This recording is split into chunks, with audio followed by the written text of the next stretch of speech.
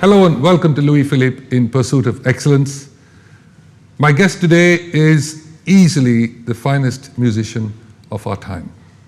He has won numerous national awards, a BAFTA, a couple of Grammys, Golden Globes, and 2 Academy Awards. My friend from my hometown, A.R. Rahman. A.R., great to see you. You're looking fit and well, almost ready to play some tennis with me. Absolutely. So you travel a lot. I mean, how do you relax when you travel? I used to watch movies. Yes. But then, because you're in so much of movies and music, sometimes it's good to be silent. And I try to catch up with my sleep. Growing up, you grow up in a city, my hometown, your hometown, same thing. We didn't grow up far away from each other in this beautiful city of Chennai. But when you actually look back at your early years and you're growing up, and what are the memories that you have, early memories? I think the earliest would be my father and his musicianship and the respect which people gave to him and his hard work. So that whole aura of him, and after he passed away, living with those and then continuing his legacy of being a musician and all those things. Is that something that you felt that you needed to take up because of that, because of Dad? Also the fact that you have all his memories so clearly in your head? I think I didn't know anything else because I was very bad at studies, and my mother felt that music was my only thing which would work out for me. Though I didn't agree with her at that time. I feel good about her decision about my life. How was Mom as far as an inspiration for you, you think? I think she was a very difficult mother. Of course, the love and everything was there because she was also widowed when she was 26. She had 4 kids. I had 3 sisters. And so for me, it was whatever decision I take would have to go through her. And it was not easy to convince her. If I wanted a keyboard, even if I had my own money and I want to buy it, I always felt that I need the nod from her and a blessing. So sometimes she'll say, "No, why do you want to waste the money?" And then so it made me think 5-6 times before I would even ask. So that's a good, I think, filter point for me in my life. Even when I make decisions now. But again, when you were growing up, did you feel like I want to do something else? Did you ever feel, music is not my vocation, I want to, play a sport or do something else? I was very interested in electronics. I was interested in science and all those things. And it is a blessing for me actually that both of them came together at that point where music and technology merged in around 80s, and music, MIDI came into existence, so to experiment, you could be independently with your own self in a room. You could try out experiments rather than having an orchestra play something and not being worried about, they might laugh at my piece of composition, they might comment about it. All those, the fears you have. So you could judge yourself. You could play that. It sounds good, and now I'll probably play to someone. So a great degree of independence. Correct. That's what came out. The technology and music coming together was a great boon for me. But earlier on, when you had your the revenue coming in from early playing of your music, and you had all the responsibilities of family and so on and so forth. I mean, on a young boy growing up, that's a lot of responsibility. Yes, and it also I never felt young at that point. I'm feeling more younger now than I was feeling that time, because I was when I was 13, I was working with people who were 50s and 60s. So somewhere I started feeling the mental status of them rather than what I should feel when I was younger at that age. Was it very difficult to kind of pass on education? It was. It was very confusing for me. I didn't know where I would stand in a social, place where would people ridicule me or would people, and then I didn't even care. I think once I went into music, I didn't even care about it. And I had very good friends in advertising and when I was doing jingles, and realized that what you learn at school and college is very less, and what you learn in life is more, and that transforms you. is music something that you can teach to people? I mean, or a lot of it comes from within? Of course it does, but with the creativity of it. But also, how much of it is inbuilt in talent? The thirst to learn is very, very important. Even now, I feel like I've not learned enough. And when certain situations come in, I said, "Oh my God, I should have learned music properly, and I should have learned counterpoint properly." The speed is what gets affected. You can do anything, but then if you have a very strong mind and will, you can do anything. But at what speed can you do? And also, when you learn something, it also rivets you to one kind of genre where you're specializing. For me, it was I was always learning, so I was always moving from one thing to another thing. So whatever fascinated me, I kept moving. So my music was never rooted to one little thing. It had probably people say my stamp, but then I kept moving. And also, people were consuming my music so much that they were like, even if I use one note on another song, which is similar, they're like, he's done it again. I see. So consciously, I kept doing stuff which would force me to think, differently, but coming through me, it had an identity, I would say. Were you inspired by anyone who was a mentor or someone you looked up to? I was going through a very internal transformation. The whole outlook of life was, because I think it was the reason why I'd grown up with a lot of mature people, why I was able to digest it even more better. A spiritual transformation where I was trying to shed everything which I had, desires, and going through the experimentation of my personal feelings, where I was trying to get into a Sufi zone where it's only about love for God. It's only about love for God, through that loving people the most, through that achieving your goals, through that living.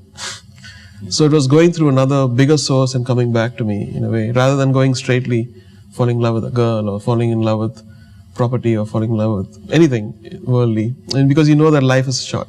Yes. Life is a transit in this world is a transit, and we're all going to go to the next world. Some people believe that, some people don't. Yes. I don't care about that. Yes. But that was the kind of thing which was going. So everything didn't matter. So I was very fortunate to get very big things as a first opportunity. Like for me, the most admired director of my age was Mani Ratnam, and I got him as a first movie. And then I got Danny Boyle, I got Andrew Lloyd Webber, Yes. I got Subhash Ghai. Amazing. Yeah, all the best people whom I should have been working, I got them. So I have no complaints about life. And of course, I got a very beautiful lady as my wife. Most important of all. Absolutely. I want to talk to you a little bit about your early years and the band that you actually had when you were growing up. So my musical influences were all film music mainly, because my father had records of the Beatles, which I never listened to. He had a record of Osibisa, some Chinese records, and he had a synthesized version of Bach, which was played by Wendy Carlos those times, called Switched On Bach. And so when I was in class 9 or something, guys from the high school pulled me out. So we're doing a band for the school, you have to come and play with us. And I hung out with these guys from, the school, IIT and all those. So we were playing, Deep Purple and Pink Floyd and, American stuff. So that was my first introduction to a band. And I was the only one writing notes and playing. They were all like, how is he writing and playing? They're all by ear. Okay. So that was a great exposure into American music and what the whole new cult which existed underground, where people will come and watch those shows. And where are these people from? Yeah. High class, students and that. And so after that, we did as film musicians like Sivamani and John Anthony, and another Kenyan bass guitarist, a student was here called Jojo, and me, all of us formed a band called Magic. We did some pop songs, like covers. And then we got fed up of it, and we slowly went into jazz, played Dave Grusin, Chicoria, Aldi Mola, and all those kind of things. And then did our own, compositions called Roots. It was another band called Nemesis. I was younger generation. I did probably one gig with them. So there was a kind of multiple influences. When I was playing with these bands, I had to learn those songs. And then when I was in the studio, had to do our traditional folk, Carnatic and all those things. Then I was writing for commercials. I had to produce something very internationally. They would 7-Up and all these high brands would come in, and then I would have to do scratches and finals for those. So I decided that once I have 10 commercials on national network, I would quit commercials and start doing something else. And that happened. And strangely, at the same time, Mani Ratnam came in.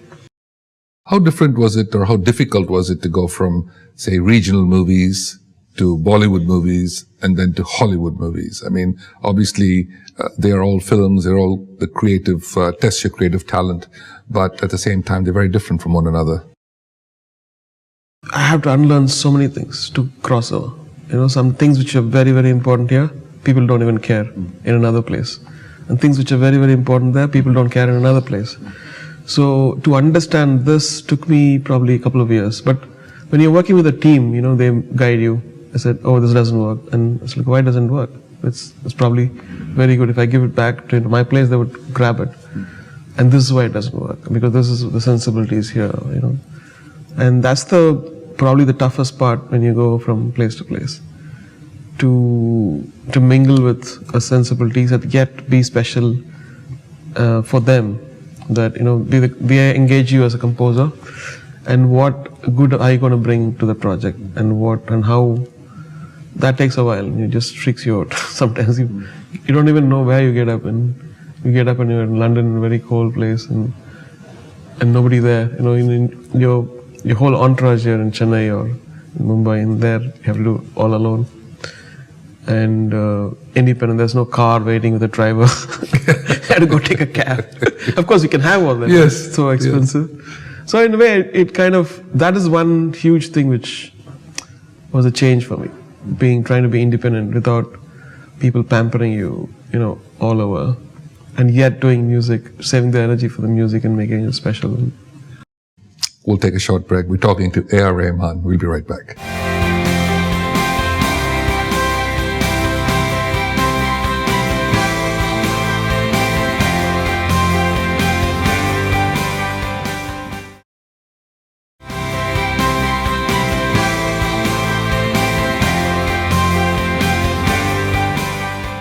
Hello and welcome back. I'm at the beautiful Leela Palace in Chennai, the only sea-facing hotel, 5-star hotel, I should say, in my home city of Chennai. I'm in conversation with the musical genius of A.R. Rahman. Now, let's talk about this incredible awards that you won all over, not just the national awards, but international awards, BAFTA, Golden Globes, and of course, the height of anything in the industry, the Academy Award. What kind of feeling did you have when you started to win these accolades?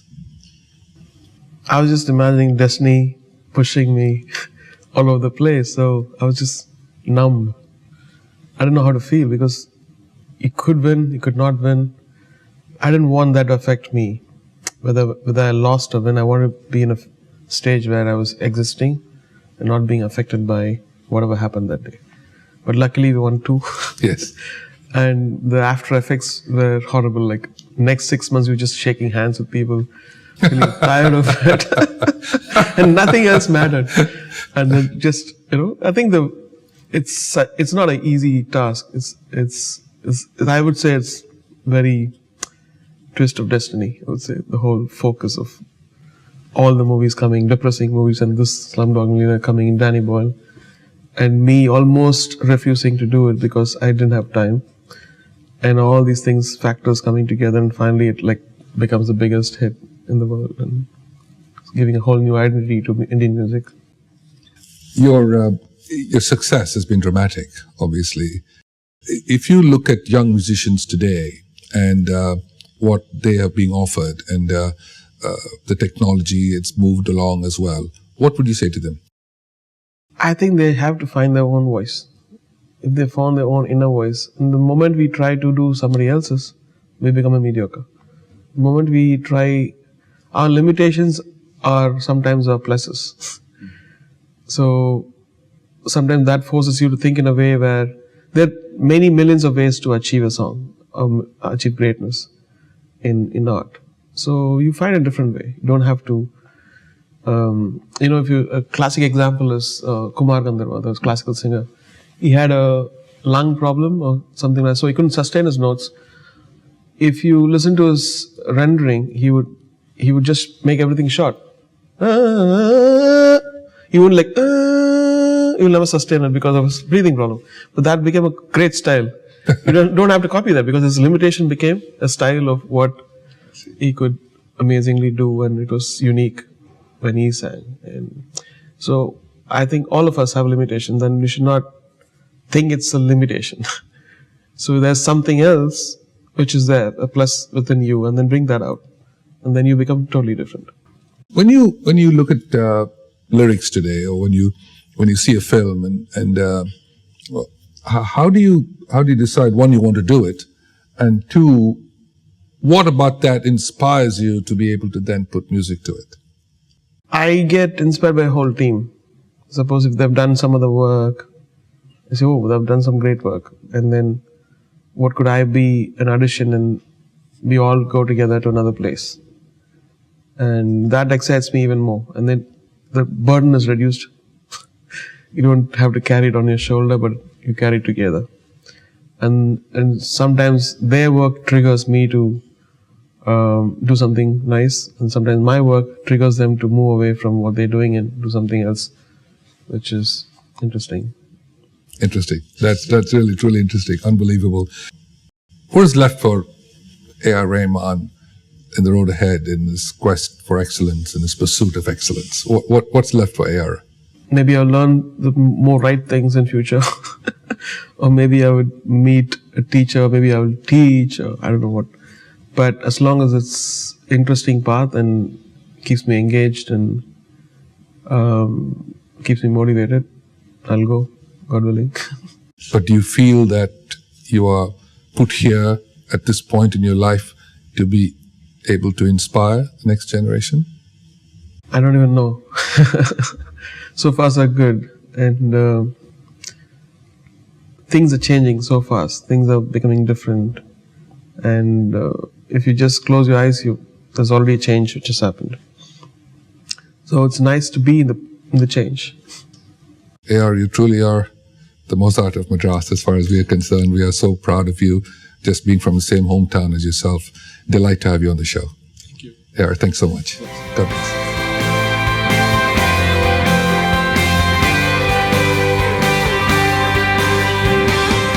You can also watch this episode online at louisphilippe.com.